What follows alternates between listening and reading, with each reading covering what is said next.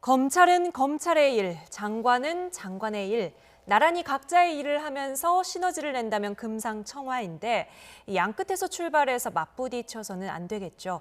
그런 모양새를 부추겨서도 안 될 거고요. 법무부와 검찰 사이의 갈등 어떻게 해석하고 지켜봐야 할까요? 나이트 포커스 김형준 명지대 교수, 박창환 장한대 교수와 이야기 나눠보겠습니다. 두 분 안녕하세요. 네, 안녕하세요. 네, 주제와 영상 먼저 보겠습니다.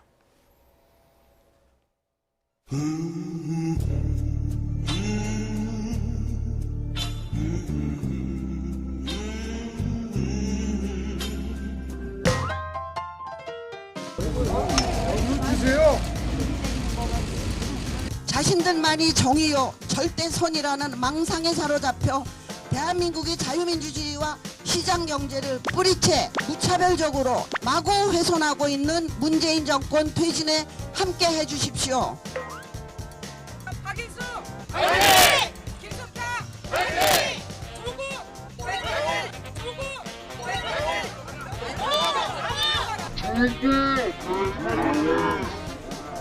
조국 화이팅 지워주세요.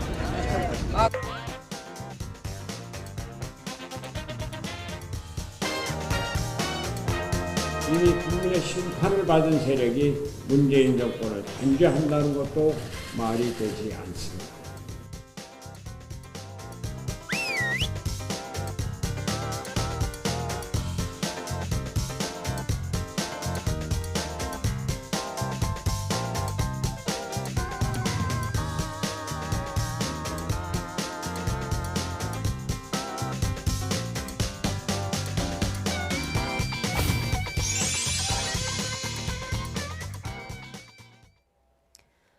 네, 검찰개혁을 목표로 새로 임명된 법무부 장관. 이 장관 임명 과정에서 불거진 의혹들을 전방위 수사하는 검찰. 이런 영화 같은 상황이 매일 뉴스 첫 곡지를 장식하고 있습니다. 자, 양측의 신경전 어느 정도일까요? 법무부 고위 간부들이 검찰총장을 뺀 조국 수사팀을 제안했다. 이런 보도가 나왔는데 이 얘기부터 해볼까요? 네, 임명된 첫날에 이 얘기가 나왔어요. 근데 언뜻 보면은 참 이해가 안 가는 상황입니다. 조국 장관 이제 장관 취임하고 네. 나서 일절 이제 보고를 안 받겠다고 그랬어요. 근데 총장을 배제한 수사팀을 만들어라. 과연 이게 있을 수 있는 얘기인가? 네. 물론 이제 내부에서 보면 법무부 내부에서 보면 어차피 이제 장관과 총장이 검찰 개혁이라고 하는 데서 함께 일을 해야 되니까 지금 엄청난 긴장감이 있으니 이 긴장감을 해소하고 네. 또 정치권 일각에서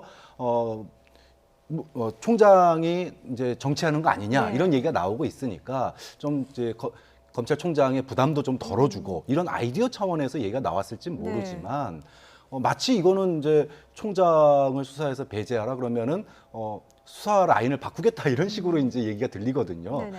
법무부가 마치 이제 장관 새로 오자마자 검찰 수사에 개입하는 모양새가 돼버렸기 때문에 결과적으로는 국민들한테도 별로 이렇게 안 좋게 네. 비춰졌을 것 같아요. 당연히 검찰에서도 부정적인 반응이 많은 것 같고요. 이 이야기를 할 때 그 문무일 검찰총장 시절의 강원랜드 특별수사단 이때 방식을 이야기하는데 정확히 그때는 어떤 이유로 어떤 방식을 채택했던 거고 그것이 이번 상황이 좀 적용이 되는 건가요? 근데 그거는 뭐 문무일 총장 거로 비교를 할 수가 없어요. 원칙적으로. 왜냐하면은 법무부 장관이 실은 자신과 자신의 가족과 관련된 수사와 연관이 없으면 이게 얼마든지 가능한 거예요. 그런데 지금 이제 법무부 장관이 연루됐다라고 하는 의혹들이 막 나오다 보니까 당사자인데 그 당사자 문제에 대해서 철저하게 조국 장관은 뭐라 그러냐면 나는 일체 수사와 관련돼서 네. 보고도 받지 않겠고 지휘도 하지 않겠다고 그랬단 말이에요. 네. 약속을 국민들에게 했었는데 취임 당일날 저렇게 나오면서 어떤 이유를 갖다 댄다 하더라도 이거는 문무일 총장 시절에 썼었던 그 강원랜드 사건과는 전혀 다른 양상이라는 걸 일단 말씀을 좀 드리고요. 네. 중요한 거는 이것이 아이디어 차원에서 나왔다고 하더라도 저는 조국 장관이 이 차관을 정말 질책 정도가 아니라 이 문제와 관련돼서 단호한 입장을 계속 밝혀야 된다고 저는 네. 본다는 거죠. 그냥 지금 뭐 예민한 시기니까 서로 예. 그 정도 가지고는 안 돼요. 왜냐하면 이 지금 모든 국민들이 이 사항에 대해서 직접적으로는 관련된 당사자하고 지금 검찰총장하고 지금 충돌하고 있는 입장인데, 물론 이 검찰청법 제8조에는 이런 게 있어요. 법무부 장관은 검찰 사무의 최고 책임자로서 일반적으로 검사를 지휘 감독할 수 있다. 네네. 그리고 구체적 사건에 대해서 검찰총장만을 지휘 감독한다라고 분명히 검찰청법 8조에는 나와 있습니다. 그런데 이거를 만약에 그대로 적용을 시켜서 뭐 윤석열 총장을 배제한 상태에서 새롭게 꾸며간다고 한다면 그거는 뭐 일반 상식적으로 받아들일 수 없을 뿐만 아니라 엄청난 갈등을 또 심화시키는 부분들이 있기 때문에 이걸 자꾸만 사건의 본질과 관련된 걸 가지고 얘기를 해야지, 다른 사례를 가지고 이거를 똑같은 식으로 가져간다면 좀 그 국민들이 봤을 때 이해가 좀 안 되는 수 있지 않나 생각을 좀 합니다. 네, 법무부 가족들이 지금 수사 대상에 올라 있기 때문에 그렇습니다. 네. 같은 연장선상에서 볼 수는 없단 말인데, 또 검찰 수사가 진행 중인 상황에서 이 얘기가 나왔잖아요. 이 부분은 어떻게 봐야 될까요? 지금 이제 장관과 연루된 수사, 장관 가족과 연관된 수사란 예. 말이죠. 그런데 그거를 어쨌든 지금 검찰총장이 의지를 가지고 한 겁니다. 이거는 검찰총장의 의지 없이는 전격적으로 그 청문회 전에 수사를 할 수가 없는 상황이에요. 네. 그런데 장관은 배제해라 이렇게 되면 이게 뭐 까마귀 날자 배 떨어진다고 정말로 오해 사기 딱 좋은 겁니다. 네. 뭐 실제로 공식적인 제안이 아니었으니까 다행이지, 공식적으로 제안했다 그러면 뭐 이거 장관 취임하자마자 제일 먼저 자기 가족 보호부터 나서냐 이런 이제 비판을 네. 받을 수 있는 거기 때문에 이건 법무부 간부들이 너무나 어떻게 좀 일을 좀 잘 풀어 보려다가 오히려 더 일을 망친 거 아닌가, 좀 그런 점에서 비판받아 마땅한 일이라고 봅니다. 네, 뭐 민주평화당 박지원 의원도 비슷하게 오얏나무 밑에서 가끔 맬 필요 없다 이런 논평을 내기도 했는데요. 조국 장관은 그럼 지금 어느 정도의 입장까지 지금 내놓은 겁니까? 이 문제에 대해서요? 일단은 뭐 전혀 이거는 본인이 모르는 분야고, 그리고 거기에 대해서 지시한 적도 없고, 오로지 이제 아마 법무부 내에서 일종의 이제 검토하는 여러 가지 아이디어 차원일 거예요. 그런데 이게 얼마만큼 대한민국의 법무부가 이렇게 미숙하고 그리고 국민들의 일반적 상식과 동떨어진, 다른 것도 아니고 차관이 이런 거를 했다는 거에 대해서 저는 경악을 금치 못하겠어요. 네. 그렇기 때문에 지금 어떤 형태든 간에 제일 먼저 나오는 것이 윤석열 총장을 배제한 팀을 만들겠다. 네. 이게 말이 되겠습니까? 그러니까 자꾸만 이 이후에 나오는 검찰 개혁의 구체적인 안을 이제 조국 장관이 오늘도 제시하지 않았습니까? 검찰 뭐 개혁위원회를 만든다든지 등등 여러 가지, 이게 오히려 희석화돼 버린 거예요. 워낙 첫날 이런 큰 일들이 터져버리니까 이거 결국은 윤석열 총장 팀들에 대한 걸 포함해서 법무부 장관이 검찰을 안전 지휘 감독하고 장악하기 위해 또 이런 얘기를 했단 말이에요. 실제로 보면은 세 가지를 가지고서 검찰 개혁을 할 수 있어요. 제일 첫 번째 거는 검찰 개혁의 제도화. 이거는 검경 수사권 조정 문제라든지 공수처, 이거는 법무부 장관이 할 수 없습니다. 이거는 국회 차원으로 넘어갔기 때문에 불가능하고요. 두 번째가 이제 적절한 인사권을 행사한다고 얘기를 했기 때문에 이 행사를 통해서 그동안에 특히 이 법무부는 검찰 출신들이 거의 장악을 하고 있었기 때문에 법무부의 탈검찰을 하겠다. 이거는 뭐 얼마든지 법무부 장관의 입장에서 할 수 있는 부분들이 있다고 보는 것이죠. 근데 마지막 세 번째는 물론 인권과 관련된 부분이기 때문에 피의 사실이 공표된다든지 이렇게 해서 인권이 침해되는 부분이 있을 수 있습니다. 이 부분에 대해서는 수사 통제를 하겠다라고 얘기를 하고 있는 것이죠. 근데 핵심은 결국 뭐냐면 검찰, 특히 조국 장관 가족과 관련된 수사와 달래서 일체의 어떤 것도 개입이 있어서는 안 된다는, 조금이라도 이것을 흔들어 버리면은 특히 인사라든지 다른 걸 통해서 만약에 전반적으로 바꿔버린다고 한다면 아마도 이 갈등의 폭은 더 증폭되지 않을까 생각을 좀 합니다. 아이디어를 논의하는 차원이었다고 하더라도 뭐 조국 장관에게도 그리고 검찰 개혁에도 도움은 전혀 안 된 것 같습니다. 김 교수님께서 얘기하신 검찰 개혁 구체적인 내용들 지금부터 짚어보도록 하죠. 조국 장관은 취임 직후부터 바로 검찰 개혁에 시동을 걸었습니다. 이 첫 지시는 검찰 개혁 추진 지원단 구성이었는데요. 무엇을 가장 주목해서 보셨습니까? 지금 이제 조국 장관이 검찰 개혁, 뭐 이제 안 할 수가 없는 상황이 됐습니다. 왜냐하면 여론의 악화 속에서도 불구하고 임명을 한 이유는 네. 맷집 있게 그리고 추진력 있게 검찰 개혁을 결국은 밀어붙여라. 이것 때문에 임명된 거 아닙니까? 이거 못 밀어붙이면은 장관 된 이유가 없는 거예요. 네. 자, 그런데 어떻게 할 것인가? 사실은 이제 지난 문무일 총장 시절에도 검찰 개혁 하겠다고 그랬어요. 근데 과거 사위라든지 이런 걸 통해서 셀프 개혁 안 되는구나. 그래서 지금 또다시 검찰 개혁 얘기가 나오는 거지 않습니까? 핵심은 한 두 가지 같아요. 아까 네. 이제 사개특위를 통해서 국회를 통해서 이제 제도가 바뀌는 거는 이제 장관이 지금 할 수 있는 일은 네. 아니고요. 인사권 그리고 내용을 가지고 이제 하는 건데 검찰의 권한을 갖다가 어떻게 나눌 것인가, 배분할 것인가, 그리고 통제 장치를 어떻게 할 것인가. 네. 좀 요 부분에 좀 포인트가 맞춰진 것 같아요. 좀 그런 차원에서 예를 들어 검찰의 권한, 그러니까 지금 현재 특수부에 집중돼 있는 힘을 기소 중심주의, 네. 그래서 이제 공소권 요 부분에다가 포인트를 맞추는 쪽으로 검찰의 개혁 방향을 좀 가보겠다는 것과 그 다음에 통제 장치. 이 부분에 대해서는 이제 감찰이라든지 네. 이런 부분들을 늘려 나가겠다라고 하는 건데 좀 그런 점에서 일단은 검찰의 동요도 막아야 되고 또 검찰과 소통을 해야 되지 않습니까? 이제 그런 점에서 검찰 개혁 추진단이라는 걸 만들어서 민변 출신의 법무부 인권국장을 네. 일단 파견을 했어요. 자, 이제 이 법무부 인권국장을 통해서 이제 검찰과 이제 앞으로 소통을 해 나갈 것으로 이렇게 예상이 됩니다. 민변 출신의 황희석 인권국장 기용했다는 이 부분을 통해서 좀 유추해 볼 수 있는 것들 어떤 것들이 있을까요? 지금 말씀하신 것처럼 국회 차원과 이제 법무부 차원이 있는데요. 지금 얘기하는 부분들은 이제 검찰이 너무 지나치게 제도 통제를 받지 않았다라는 걸 이제 강조하고 있는 네네. 겁니다.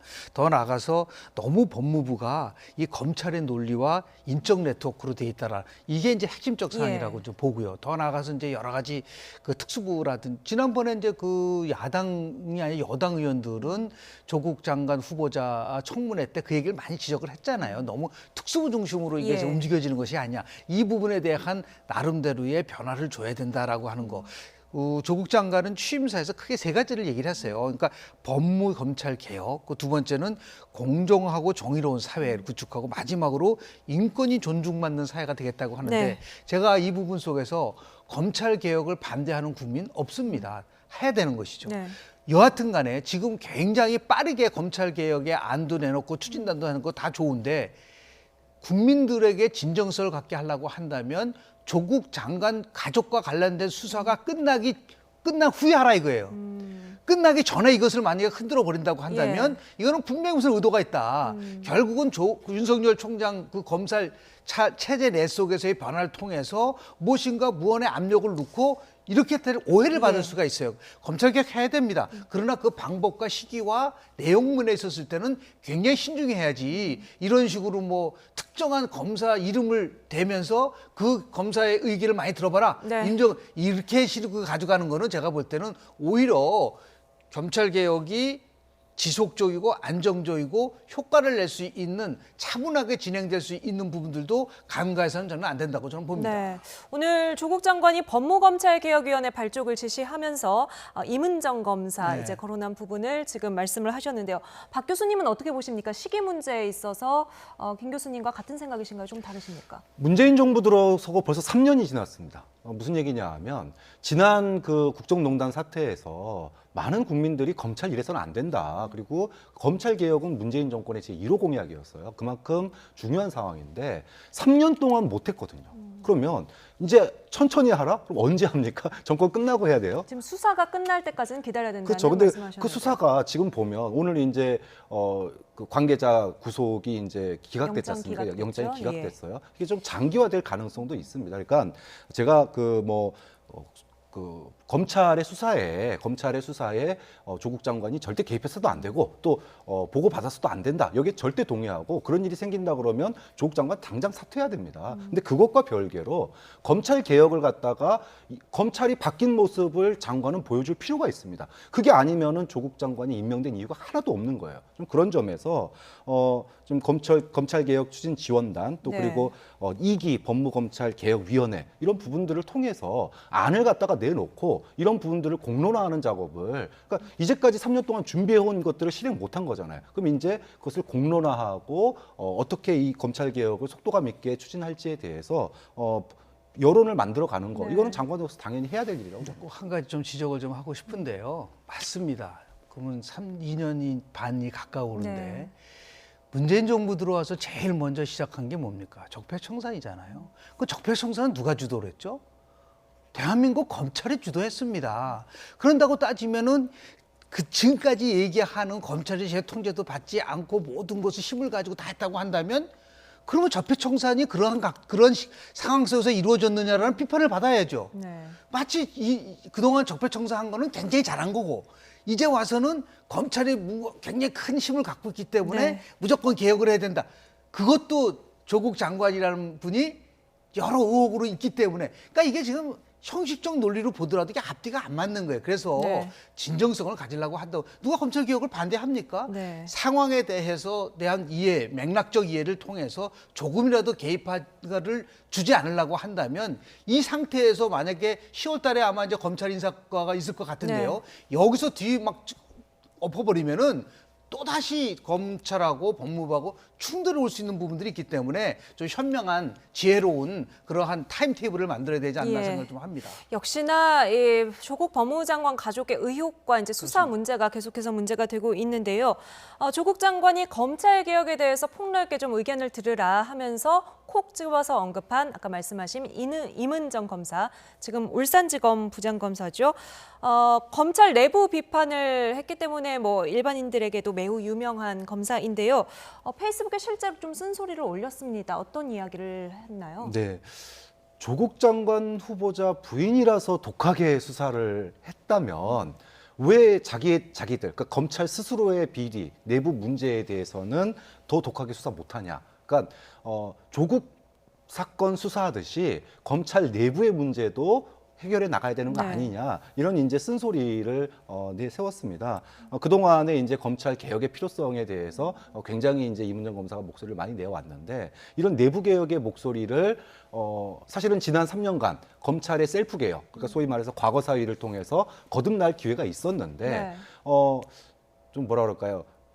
절반은 성공했지만 절반은 실패했거든요. 이제 그런 목소리를 이제서는 좀 더 반영해서 검찰 개혁의 속도감을 높이자, 이런 차원에서 임은정 검사의 목소리 얘기가 나온 게 아닌가 싶습니다. 그렇다면 임은정 검사가 이 법무검찰 개혁위원회에 들어가거나 또는 조국 장관의 어떤 검찰 개혁 업무에 좀 전반에 나설 가능성, 이건 어떻게 보십니까? 그건 이제 좀 봐야 될 것 같아요. 이제 법무검찰 개혁위원회를 꾸리는데, 2기를 꾸리는데 40세 이하의 검사를 좀 참여시키자, 이런 얘기가 나왔고요. 또 법무부 쪽 일을 하는 사람 중에 검찰 출신이 아닌 사람을 참여시키자, 그리고 시민사회 출신을 참여시키자, 이랬는데 임은정 검사를 넣게 되면 검찰 내부에 반발도 상당히 있을 수 있거든요. 그래서 그런 부분들을 고려해서 조국 장관이 임명을 할지, 아니면 정말로 임은정 카드를 제일 먼저 내세운다. 자, 이렇게 되면 정말로 검찰 내부의 어떤 개혁 세력에게 힘을 몰아주겠다, 이렇게 되는 건데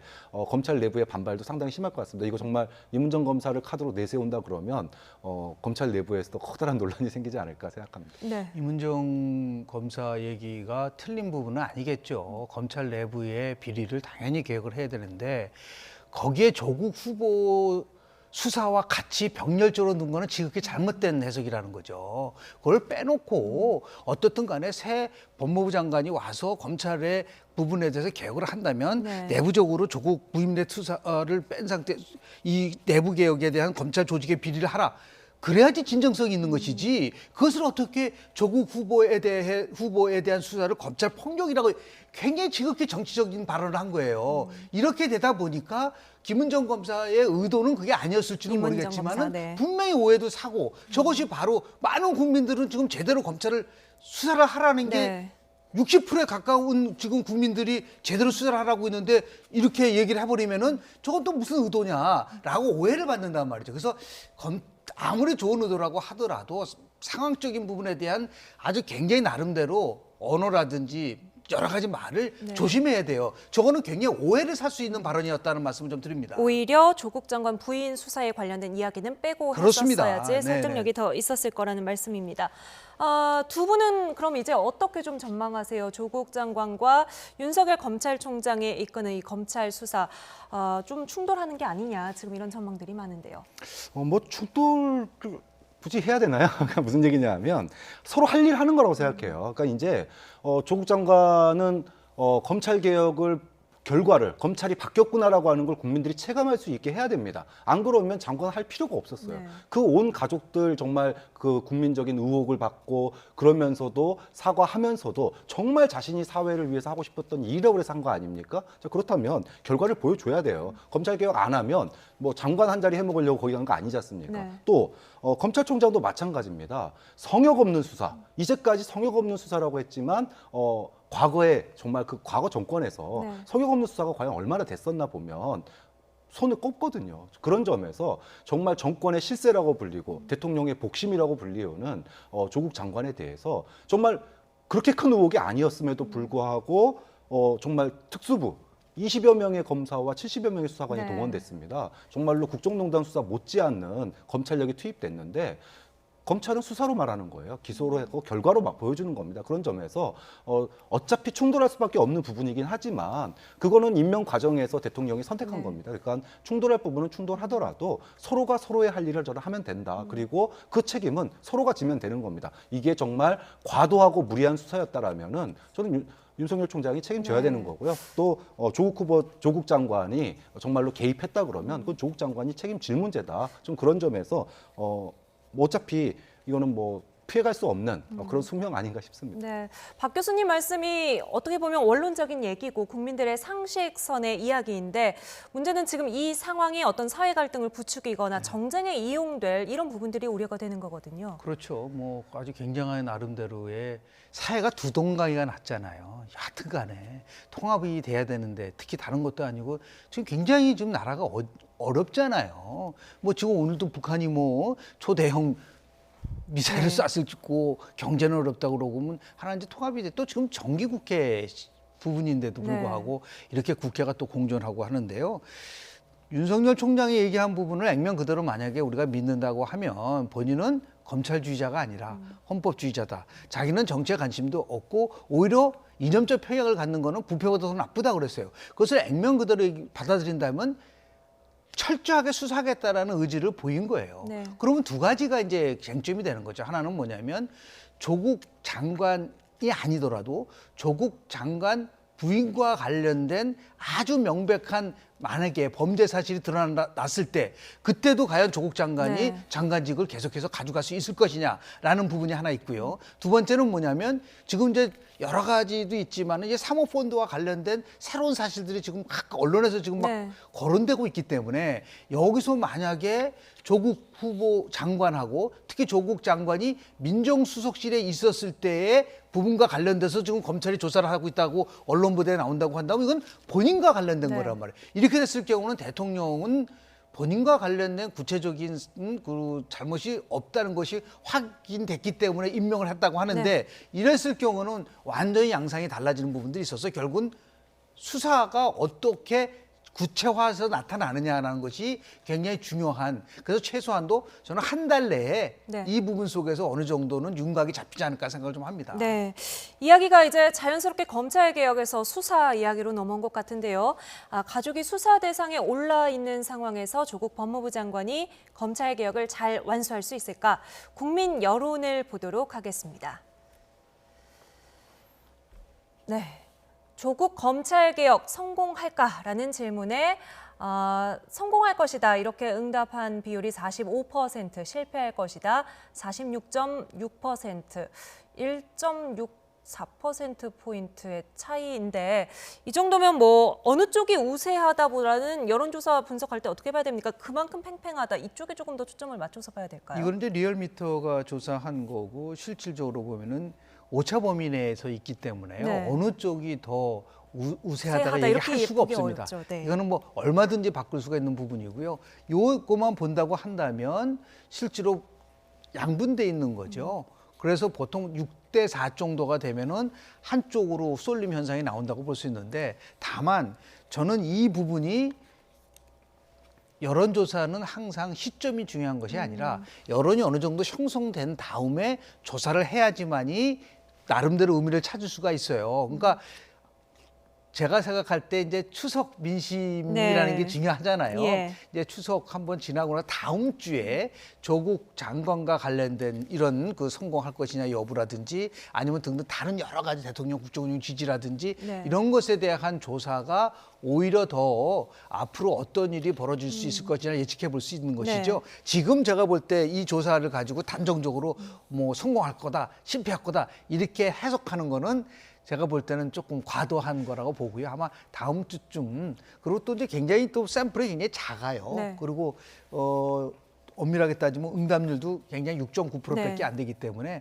좀 더 시간을 좀 갖고 좀 볼 필요가 있지 않을까 생각을 네. 합니다. 이 조사에서는 두 가지가 좀 눈에 띄는 것 같아요. 그러니까 이제 성공할 것이다라고 얘기하는 게 45%, 그다음에 실패할 거다가 46.6인데 이 성공할 것이다라고 하는 사람들은 아마도 이번에 못하면은 절대 못할 거다 이런 기대감을 갖다가 이 안에 됐으면 좋겠다라고 하는 어떤 기대감을 반영한 것 같고요. 네. 그리고 실패할 거다라고 보는 시각은 이렇게 상처 입은 장관이 과연 검찰 개혁을 갖다 밀어붙일 수 있겠느냐? 검찰의 그 가족들이 조사를 받고 있는 상황에서 그 개혁이 제대로 될 수 있겠느냐, 이런 그동안의 청문회 과정이나 네. 이 인사 과정에서의 실망감이 검찰 개혁에 대한 기대로 이어지지 못한 그런 실망감의 반영이기 때문에 지금까지 그 논란, 소위 조국 후보자를 둘러싼 이런 찬반 논란이 고스란히 검찰 개혁에 대해서도 좀 투영이 돼 있다. 중요한 거는 이제 앞으로 그래서 네. 어떻게 할 거냐, 조국 장관이 뭘 할 거냐, 이게 중요한 것 같습니다. 네, 조언을 한다면 저렇게 물어보지 말고, 선생님께서는 검찰 개혁이 어떤 것이 가장 중점적으로 해야 된다고 생각하십니까?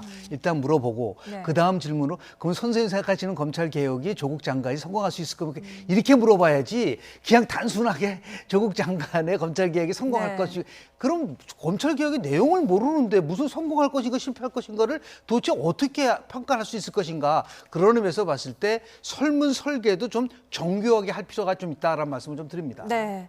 추석 이후의 민심이 향후 이 여론의 향방을 조금 더 정확하게 짚어줄 것이다라는 말씀. 지금은 국민 여론이 상당히 팽팽하게 갈라져 있다. 이 정도를 확인해 볼 수 있을 것 같습니다.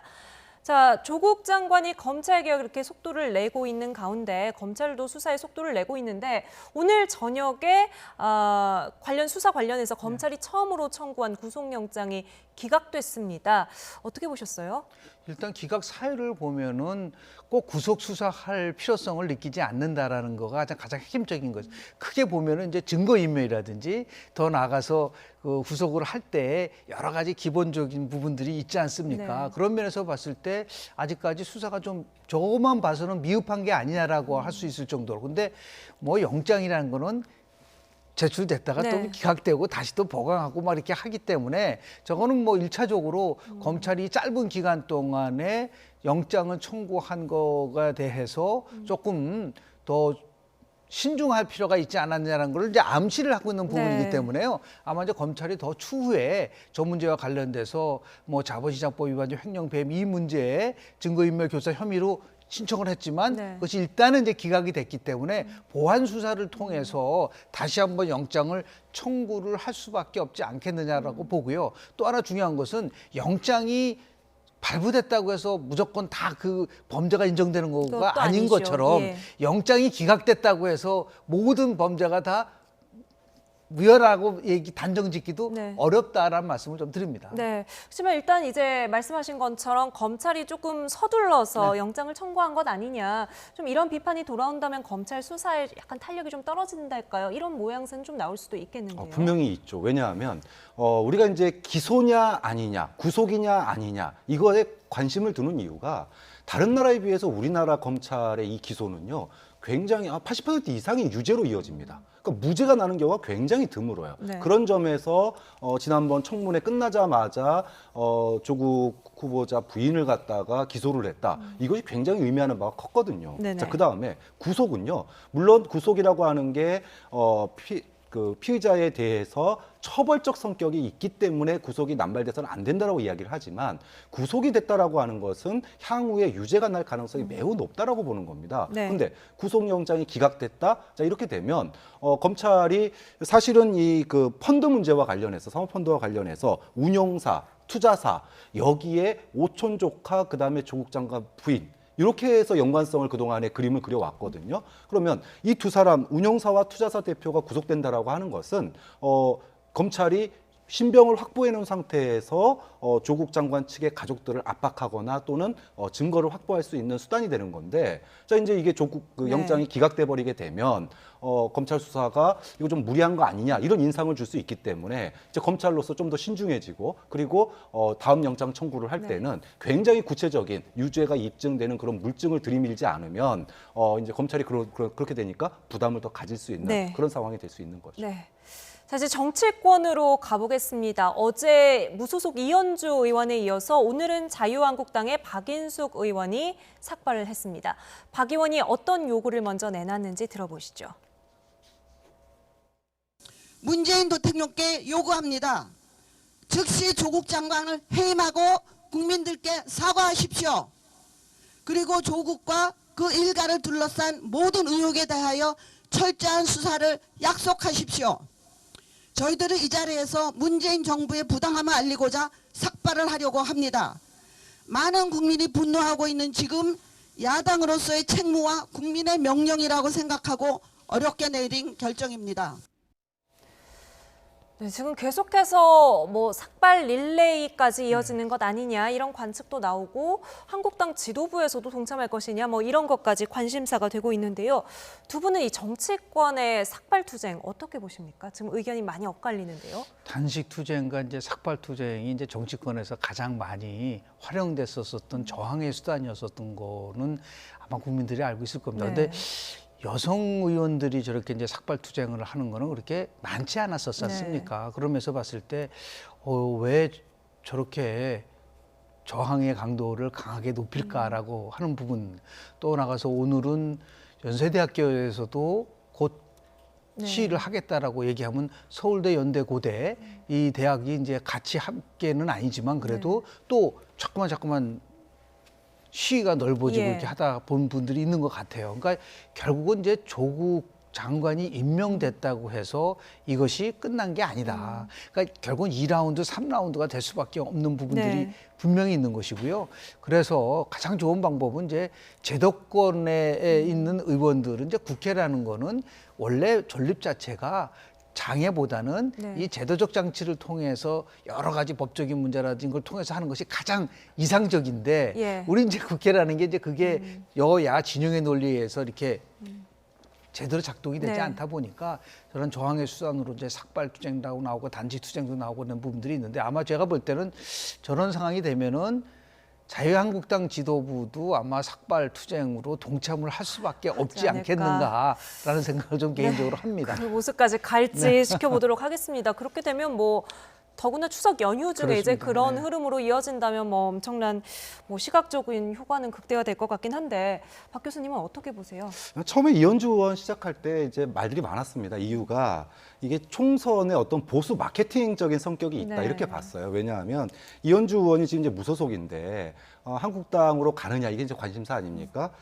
과거에 이제 부산 영도에서 조국 지금 장관이 됐지만 총선 차출론이 있었어요. 그렇게 되면 이현주 의원하고 조국 후보하고 이렇게 맞붙는 그림이 나왔었거든요. 자 그러다 보니까 지금 현재 무소속인 이현주 의원이 자신이 어떤 보수의 그러니까 반조국 전선의 네. 어떤 중심에 서겠다 이런 어떤 그 다음 총선에서 보수를 대표하는 그런 어떤 존재감을 드러낼 수 네. 있는 행동이었다 이런 평가가 많았거든요. 자 그러면 이제 그 이후에 지금 박인숙 의원이나 또 다른 이제 그 지구당 여성위원장이 이제 또 삭발을 했는데 지금 보면은 다음 총선의 이 공천과 또 지역구에서의 어떤 인지도 이런 부분하고도 좀 연관이 돼 있어요. 정치적인 계산이 있을 것이다. 네, 좀 그런 점에서 물론 거리의 정치가 필요하다고도 봅니다. 하지만 검찰은 수사로 얘기하고 정치인은 입법으로 얘기하는 거예요. 그런 점에서 남발되면 네. 국회의원 스스로를 부정하는 꼴이 돼버리기 때문에 네. 주어진 권한을 행사하고서 즉 뭐 장관 해임 건의안이나 특검이나 국정조사나 이런 방법을 택하는 게 오히려 더 맞는 게 아닌가 싶습니다. 네, 이렇게 신중한 시각에서는 두 분이 좀 일치를 하시는 것 근데 같아요. 다만 이제 좀 안쓰러운 네. 거는 그렇지 않습니까? 여성 의원들이 이제 삭발을 하고 자꾸만 이제 그 총선 마케팅 쪽으로만 보시는데 이현주 의원이 한 말 속에서 민주주의가 타살됐다는 말이 참 아픈 거예요. 다른 것도 아니고 이 문재인 정부는 촛불 민주주의를 통해서 정권을 창출했고 그것을 국민들에게 이겼는데 그러한 민주주의가 좀 흔들리고 있어서 네. 여성 의원들이 삭발한다는 것에 대해서 정말 무거운 마음으로 이 정부가 받아들여야 되지 않겠는가 생각을 좀 합니다. 네. 가볍게 바라보고 있진 않을 것 같습니다. 네. 어제 조국 파면 연대를 제안했죠. 자유한국당의 황교안 대표 이후에 가장 먼저 찾아간 게 바른미래당의 손학규 대표였는데요. 연대의 악수를 나눌 수 있을까요? 두 대표의 말을 차례로 들어보겠습니다. 문재인 대통령의 독선과 이 정권의 폭주를 막아내려면 결국 자유민주 가치 아래 모든 세력이 함께 일어서야 합니다. 이에 저는 조국 파면과 자유민주 회복을 위한 국민연대를 제안합니다. 뜻을 같이 하는 야권과 제야 시민사회단체, 자유시민들, 이들의 힘을 합쳐서 무너져가는 대한민국을 살려내야 합니다. 이제 조국 사태는 법무 장관의 문제가 아니라 문재인 정권의 향방을 결정하는 문제가 된 것입니다. 혹자는 이번 사건을 이유로 정권 퇴진 운동을 해야 한다고 말합니다. 대통령 탄핵까지도 공공연히 거론되고 있습니다. 조국 사태와 같은 이유로 이미 국민의 심판을 받은 세력이 문재인 정권을 단죄한다는 것도 말이 되지 않습니다. 네, 손학규 대표의 답변이랄까요? 상당히 의미심장한데요. 그런데 일단 자유한국당과 바른미래당은 조국 장관 해임 건의안, 국정조사 같이 하기로 지금 뜻을 모은 거 아닙니까? 근데 조국 장관, 그러니까 소위 반조국 전선에 같이 하기는 하지만 주도권을 누가 지느냐의 문제입니다. 그러니까 지금 황교안 대표로서는 이 반조국 전선을 내년 총선까지 이끌어가서 그런 어떤 그 보수 대연합 거기에 중심에 서고자 하는 거고, 지금 손학규 대표 같은 경우에는 바른미래당이 존속해야 된다. 즉 제3세력이 돼야 되는데 조국 장관 해임 건의안엔 동의하고 찬성하지만 한국당도 그런 말 할 자격이 있냐. 너희들은 이미 국민들한테 심판받은 세력 아니냐. 네. 좀 그런 점에서 같이 행동을 하지만 방향이 분명히 다르다라고 하는 걸 보여줬단 말이죠. 그러니까 순순히 한국당에게 주도권을 내주면서 글로 흡수되거나 끌려가진 않겠다라고 하는 거니까 네. 일단은 조국 장관에 대해서 반대한다라고 하는 점은 같지만 네. 가고자 하는 길이 다르다라고 하는 거를 갖다가 손학규 대표는 분명히 보여주고자 이런 말들을 했다라고 하는 점이 좀 네. 그리고 조국 장관 청문회를 기점으로 지금 야당에까지 불거진 국회의원들의 자녀 논란. 이와 관련해서 정의당의 윤소아 원내대표가 오늘 이런 제안을 했습니다. 들어보시죠. 이번 부분에서요. 이제 공수처를 설치하자는 부분이 이제 사개특위에 올라 있잖아요.